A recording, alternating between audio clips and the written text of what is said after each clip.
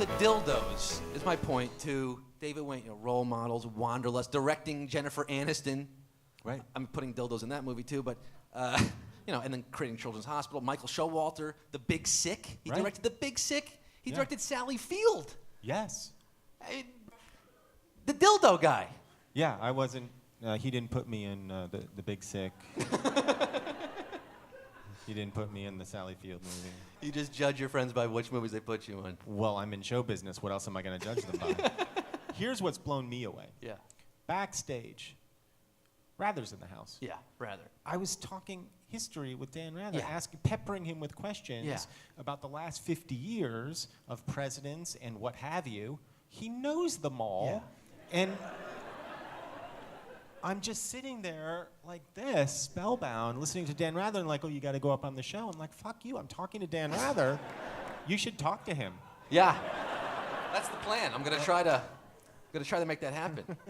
I do want to make a hard turn here from absurdist dildo comedy to absurdist political policy, if we could, because Sure.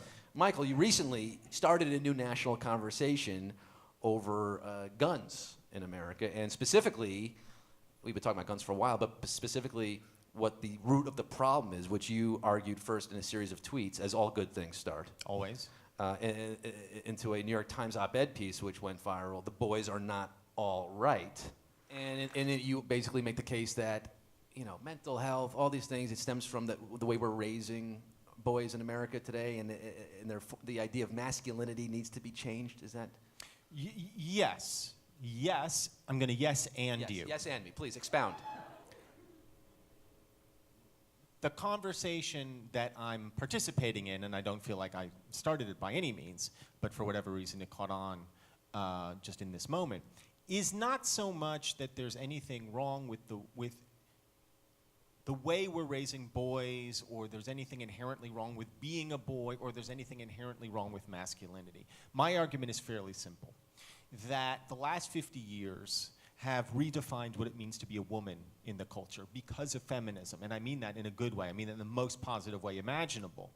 And that because women have redefined how they relate to the culture and to each other and to men, they have seen enormous progress across all areas of the culture.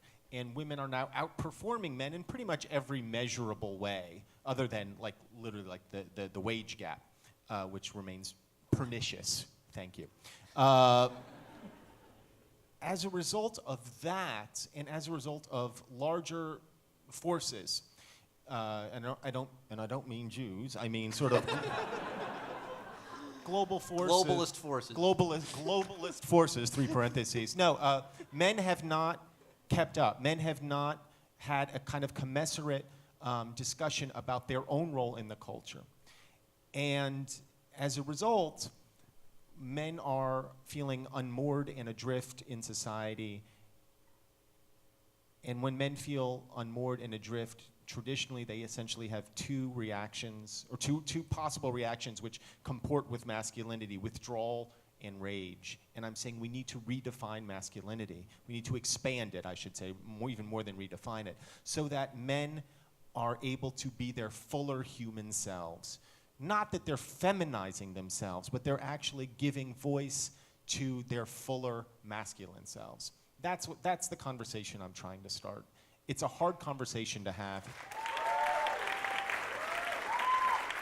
And I'm not even sure quite how to have it, as you can tell by my fumbling answers here, but I'm really trying to move that conversation into the mainstream.